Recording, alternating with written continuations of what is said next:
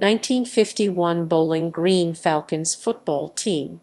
The 1951 Bowling Green Falcons football team was an American football team that represented Bowling Green State University as an independent during the 1951 college football season.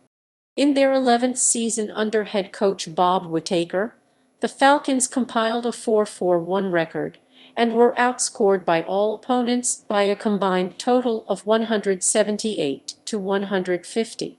The team's statistical leaders were Rex Simonds with 506 passing yards, fullback Fred Durig with 1444 rushing yards, and Jim Ladd with 236 receiving yards. Durig's 1444 rushing yards stood as a Bowling Green single-season record until 1974. Ollie and Eugene Aldridge were the team captains. Durig received the team's Most Valuable Player award. Schedule == references ==